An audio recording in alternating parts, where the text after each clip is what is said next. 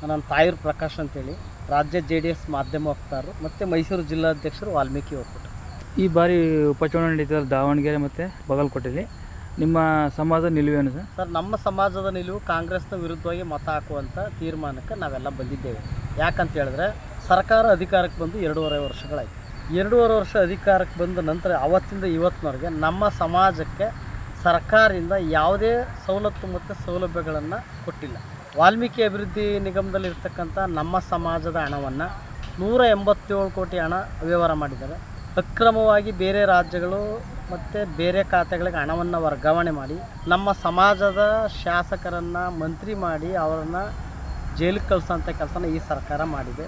So ಹಾಗಾಗಿ ಅವ್ರ ಜೊತೆಗೆ ಬೇರೆ ಬೇರೆ ಅಧಿಕಾರಿಗಳಿಗೆ ಮತ್ತು ಬೇರೆ ಶಾಸಕರು ಕೂಡ ನಮ್ಮ ಸಮಾಜದ ಶಾಸಕರಿಗೆ ತೊಂದರೆ ಆಗಿದೆ.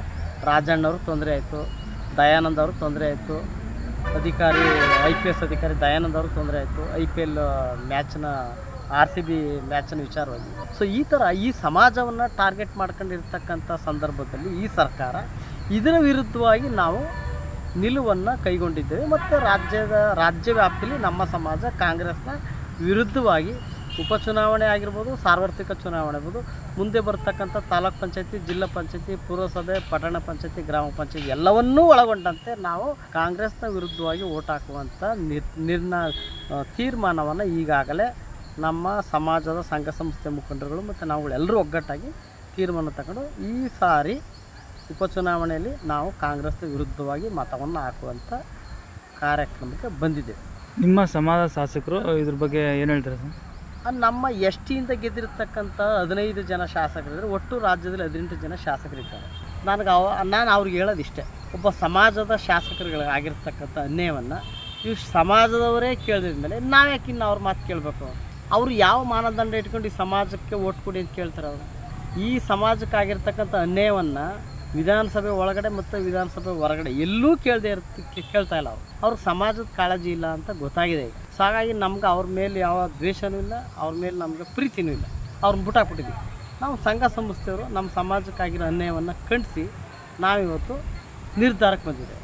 ಯಾಕಂದ್ರೆ 15 ಜನ ಶಾಸಕರು ಸಮಾಜಕ್ಕಾಗಿರೋ ಅನ್ಯಾಯವನ್ನು ಕೇಳ್ಬೋದಾಗಿತ್ತು, ಅವ್ರು ಕೇಳೋದ್ರಲ್ಲಿ ವಿಫಲರಾಗಾರ. ಈಗ ನಾವು ಅವ್ರ ಜೊತೆ ಪಂಚಾಯತಿ ಆಡ್ ನಿಂತ್ಕೊಳ್ಳೋದ್ರಲ್ಲಿ ಅವ್ರು ಬಿಟ್ಬಿಟ್ಟಿದ್ದೀವಿ. ಸಮಾಜದಿಂದ ಗೆದ್ದವ್ರೆ, ಗೆಲ್ಲೋದಕ್ಕೆ ಸಮಾಜ ಬೇಕಾಗಿತ್ತು, ಗೆದ್ದರೆ ಅವ್ರಿಗೆ ಸಮಾಜದ ಕಾಳಜಿ ಇಲ್ಲ ಅಂತ ಗೊತ್ತಾದ್ಮೇಲೆ ನಾವು ಅವ್ರನ್ನ ಪ್ರಶ್ನೆ ಮಾಡೋಕ್ಕೇ ಇಲ್ಲ. ನಾವು ಅವ್ರ ಬಗ್ಗೆ ಎಲ್ಲೂ ಏನೂ ಮಾತಾಡಿಲ್ಲ, ನಾವು ಅವ್ರನ್ನ ಏನೂ ಕೇಳಿಲ್ಲ. ಈಗ ಅವ್ರಿಗಿರ್ಬೇಕದು 15 ಜನ ಶಾಸಕರು ವಿಧಾನಸಭೆ ಒಳಗಡೆ ಇರ್ತಕ್ಕಂಥವ್ರು ನಮ್ಮ ಸಮಾಜಕ್ಕಾಗಿರ್ತಕ್ಕಂಥ ಅನ್ಯಾಯದ ಪರವಾಗಿ ಧ್ವನಿ ಎತ್ತಂಥ ಕೆಲಸನ ಅವ್ರು ಮಾಡಬೇಕಿತ್ತು. ಅವ್ರು ಮಾಡ್ತಾಯಿಲ್ಲ. ಅವ್ರು ಮಾಡಲಿಲ್ಲ ಅಂತ ನಾವು ಸುಮ್ಮನೆ ಕೂರಕ್ಕಲ್ಲ. ನಾವು ನಮ್ಮ ಸಮಾಜಕ್ಕಾಗಿರೋ ಅನ್ಯಾಯವನ್ನು ನಾವು ಮಾತಾಡ್ತಾಯಿದ್ವಿ, ನಾವು ಖಂಡಿಸ್ತಾಯಿದ್ವಿ, ನಾವು ಅದು ವಿರುದ್ಧವಾಗಿದ್ದೀವಿ. ಸರ್ಕಾರದ ವಿರುದ್ಧವಾಗಿ ಸದಾ ನಾವಿದ್ದೀವಿ. ಈಗ 2.5 ವರ್ಷ ಆಯಿತು ಅಧಿಕಾರಕ್ಕೆ ಬಂದು, 187 ಕೋಟಿ ಹಣ ಹಗರಣ ವ್ಯವಹಾರ ಆಯಿತು. ಒಂದು ಕುಟುಂಬಕ್ಕೆ 50,000 ಕೊಟ್ಟಿದ್ರೆ 30,000 ಕುಟುಂಬಗಳು ಪುನಶ್ಚೇತನ ಆಯಿತು. 187 ಕೋಟಿನ ಭಾಗ ಮಾಡಿ ಇಡೀ ರಾಜ್ಯದಲ್ಲಿ 50,000 ಕುಟುಂಬಗಳಿಗೆ 50,000 ರೂಪಾಯಿನ ಕೊಟ್ಟಿದ್ರೆ 30,000 ಕುಟುಂಬಗಳು ತಮ್ಮ ಪುನಶ್ಚೇತನ ಆಯಿತು. ಸೊ ಹಣವನ್ನು ಸಮಾಜದ ಹಣವನ್ನು ಇವರು ತೀರಿಸಿದಾಗ ಸಮಾಜದ ಶಾಸಕರು ಕೇಳಲಿಲ್ಲ ಅಂದರೆ ಇನ್ನು ಅವ್ರನ್ನ ಅವ್ರ ಜೊತೆ ಯಾಕೆ ಮಾತಾಡಬೇಕು? ಅವ್ರು ನಮ್ಮ ಸಮಾಜದವ್ರು ಅಂತ ಹೇಳ್ಕೊಳಕ್ಕೆ ನಾವು ಇಷ್ಟಪಡಲ್ಲ. ಆ ಥರಕ್ಕೆ ಬಂದ್ಬಿಟ್ಟಿದ್ದೀವಿ. ಈಗ ನಾವು ಉಪಚುನಾವಣೆಯಲ್ಲಿ BJP JDS ಬೆಂಬಲಿತ ಅಭ್ಯರ್ಥಿನ ನಾವು ಖಂಡಿತವಾಗ್ಲೂ ಗೆಲ್ಲಿಸೋಂಥ ಕೆಲಸ ಮಾಡಿ. ಕುಮಾರಸ್ವಾಮಿಯವರು ರಾಜ್ಯ ವ್ಯಾಪ್ತಿನಲ್ಲಿ ಅವರು ಈ ರಾಜ್ಯದಲ್ಲಿ ಅತ್ಯಂತ ಶ್ರೇಷ್ಠ ನಾಯಕರೊಬ್ಬರು. 44,000 ಕೋಟಿ ಹಣವನ್ನು ರೈತರ ಸಾಲ ಮನ್ನಾ ಮಾಡೋದು. ಅದರಲ್ಲಿ ಯಾವುದೇ ಜಾತಿ ಧರ್ಮ ಇಲ್ಲ. ಇಡೀ ರೈತ ಕುಲಕ್ಕಾಯ್ತು. ಜಾತಿ ಇಲ್ಲ, ಧರ್ಮ ಇಲ್ಲ, ಲಿಂಗ ತಾರತಮ್ಯ ಇಲ್ಲ.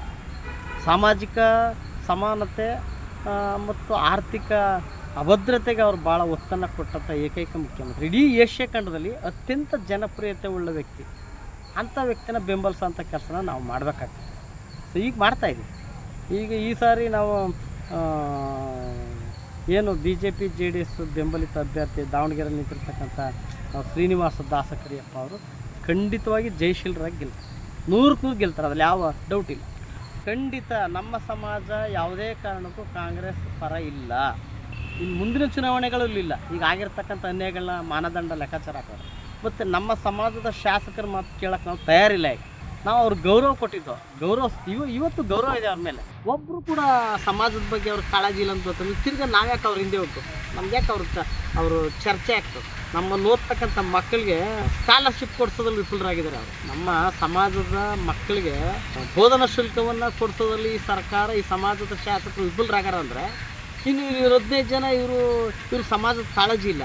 ಅವ್ರು ವೈಯಕ್ತಿಕವಾಗಿ ಅವ್ರ ಕುಟುಂಬಕ್ಕೆ ನಿರ್ವಹಣೆಗೋಸ್ಕರ ಅವರು ಸಮಾಜವನ್ನು ಬಲಿ ಕೊಟ್ಟು ಸಮಾಜ ಸೇಳಿ ಅವರು ಅಧಿಕಾರಕ್ಕೆ ಬಂದರೆ ಸಮಾಜ ಅವ್ರ ಜೊತೆ ಇಲ್ಲ. ಈಗ ಇದ್ದಿದ್ದು ಸಮಾಜ ಅವ್ರ ಜೊತೆ ಇದ್ದಿದ್ರೆ ಆ ಸಮಾಜದ ಕಾಳಜಿ ಅವ್ರಿಗೆ ಇರಬೇಕಿತ್ತು.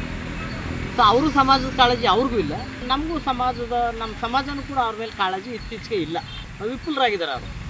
ಈ ವಿಚಾರದಲ್ಲಿ ನಾವು ಏನು 187 ಕೋಟಿ ಹಗರಣ ಆಯಿತು, ಆ ವಿಚಾರದಲ್ಲಿ ನಮ್ಮ ಸಮಾಜದ ಶಾಸಕರು ಸಂಪೂರ್ಣ ವಿಫಲರಾಗಿದ್ದಾರೆ. ಸೊ ಅದಕ್ಕಾಗಿ ಅವ್ರಿಗೂ ಚರ್ಚೆ ಬೇಡ, ಅವ್ರ ಹೆಸರು ಹೇಳೋದು ಬೇಡ. ಅವರು ಗೆದ್ದಿದ್ದಾರೆ, ಶಾಸಕರಾಗಿದ್ದಾರೆ, ಅವ್ರಿರಲಿ. ಆದರೆ ನಮ್ಮ ಸಮಾಜಕ್ಕಾಗಿರ್ತಕ್ಕಂಥ ಅನ್ಯಾಯವನ್ನು ಖಂಡಿಸಿ ಈ ಚುನಾವಣೆ, ಈ ಉಪಚುನಾವಣೆ ಮತ್ತು ಮುಂದೆ ಬರ್ತಕ್ಕಂಥ ಸಾರ್ವತ್ರಿಕ ಚುನಾವಣೆ, ಎಲ್ಲ ಚುನಾವಣೆಗಳಲ್ಲೂ ನಾವು ನಮಗಾಗಿರೋ ಅನ್ಯಾಯನ ಸಹಿಸ್ಕೊಂಡಿರೋಕ್ಕೆ ಸಾಧ್ಯ ಇಲ್ಲ. ಸ್ವಾಮೀಜಿಯವರು 257 ದಿನ ದಂಡಿ ಕೂತ್ಕೊಂಡ್ರು. 257 ದಿನ ಇನ್ನು ದಂಡಿ ಕೂತ್ಕೊಂಡ್ಮೇಲೆ BJP ಹಿಂದೆ ಇದ್ದಂಥ ಸರ್ಕಾರ 3% ಇದ್ದದನ್ನ 7% ಮಾಡಿದ್ರು. 3% ಇದ್ದದನ್ನ 7% ಮಾಡಿದ್ಮೇಲೆ ಶೆಡ್ಯೂಲ್ ಲೈನ್ಗೆ ಸೇರಿಸಿ ಇವತ್ತು 7% ಅನುದಾನ ಕೊಟ್ಟಿದ್ರೆ ನಮ್ಮ ಸಮಾಜದ ಮಕ್ಕಳು ವಿದ್ಯಾವಂತರಾಗ್ತಿದ್ರು, ಆರ್ಥಿಕವಾಗಿ ಶೈಕ್ಷಣಿಕವಾಗಿ ಅಭಿವೃದ್ಧಿ ಆಗ್ತಿದೆ. ಸೊ ಮತ್ತೆ ಈ ಸರ್ಕಾರ BJP ಗೌರ್ಮೆಂಟ್ ಇದ್ದದನ್ನ 3 ಇದ್ದದನ್ನ 7 ಮಾಡಿದ್ಮೇಲೆ ಇವರು 7ಕ್ಕೆ ಏನು ಬೇಕೋ ಅದು ಇಂಪ್ಲಿಮೆಂಟ್ ಮಾಡ್ಬೇಕಲ್ವೇ? ಇವ್ರು ತಿರ್ಗಾ 7 ಇದ್ದದನ್ನ 3 ಮಾಡ್ತಾರೆ ಅಂದರೆ ಇವ್ರು ನಾವು ಓಟ್ ಹಾಕ್ಬೇಕಾ? ಇವ್ರಿಗೇನಾದ್ರು ಸಮಾಜದ ಕಾಳಜಿ ಇದೆಯಾ? ಅಲ್ಲಿರ್ತಕ್ಕಂಥ ನಮ್ಮ ಸಮಾಜದ ಶಾಸಕರು 3 ಇದ್ದದನ್ನ 7 ಮಾಡಿದೆ BJP ಸರ್ಕಾರ. ನಾವು ಆ 7%ಗೆ ಏನು ಬೇಕೋ ಅದನ್ನ ಪ್ಲಾಟ್ಫಾರ್ಮ್ ತಯಾರು ಮಾಡಿದ್ರೆ ಸೌಲಭ್ಯ ಕಲ್ಪಿಸ್ಕೊಡೋದ್ರಲ್ಲಿ ಇವ್ರು ವಿಫಲರಾಗಿದ್ದಾರಲ್ಲ. ಇವ್ರು ಯಾವ ಮಾನದಂಡ ಮಾರ್ಗಸೂಚಿ ಇಟ್ಕೊಂಡು ನಮ್ಮ ಸಮಾಜವನ್ನು ಒಟ್ಟು ಕೇಳ್ತಾರೆ? ನಮ್ಮ ಸಮಾಜದ ಶಾಸಕರಿಗೆ ನಾವು ಪ್ರಶ್ನೆ ಮಾಡ್ತಿರೋದು. ಏನು 15 ಜನ ಶಾಸಕರವ್ರಲ್ಲ, ಅವರಾದ್ರೂ ಹಿಂದೆ ಇದ್ದಂಥ ಸರ್ಕಾರ 3 ಇದ್ದದನ್ನ 7 ಮಾಡಿದೆ, ನಾವು ಅದಕ್ಕೇನು ಬೇಕೋ ಅದು ಇಂಪ್ಲಿಮೆಂಟ್ ಮಾಡಬೇಕು ಅಂತಕ್ಕಂಥ ಕಾಮನ್ ಸೆನ್ಸ್ ಇಲ್ಲ ಇವ್ರಿಗೆ. ತಿರ್ಗಿ ಇವರು 3ಕ್ಕೆ ಸಚಿವ ಸಂಪುಟದಲ್ಲಿ ಒಪ್ಪಿಗೆ ಕೊಟ್ಟರಾದ್ರೆ ಇವ್ರನ್ನ ಯಾಕೆ ನಮ್ಮ ಸಮಾಜದ ನಾಯಕರು ನಾವು ಯಾಕೆ ಒಪ್ಕೋಬೇಕು?